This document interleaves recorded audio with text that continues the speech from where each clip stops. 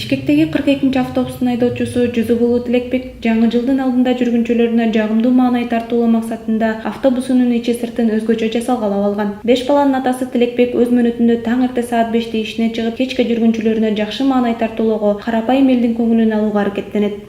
2021 жасаганбыз, бирок анда мындай болгон эмес. Анан мунусунда каты даярданып бир жазап элге бир позитив тартуулап коелу деп эле.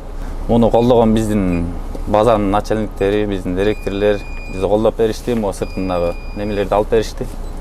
Ичиндеги ана майда чүйдөлөрдү өзүбүз аракет кылып 4 күн убакыт кетти буга. 4 күндө жасадык. Жалгыз эле мен эмес, бригадада балдар да келишип бүт баарыбыз жасадык. Эмди биздики баягы токчок болгондон кийин буга 24 вольттук ленталар негизи кыйын экен. Издеп Жумкайга чейин бардык.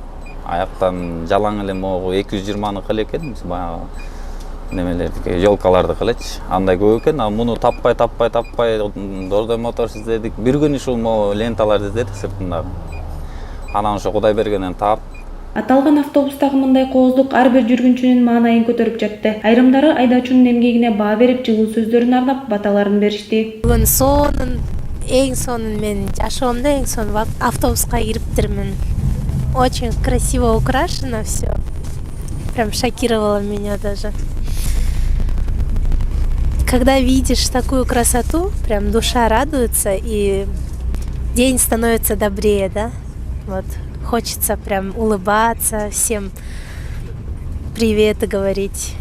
Кирип келгенде эле мына жасалгалар аябай жакшы көрүндү. Мындай жасалгаларды чынын айтканда биринчи жолу көрүшүм. Ушунча жылдан бери маршруткалардан деле мындай жасалгалар болгон эмес. Жакшы, аябай. Абдан кооз экен. Киргенде эле аябай көзгө көрүнүктүү болду. Бардыгыңыздарды келе жаткан жаңы жылыңыздар менен куттуктайм.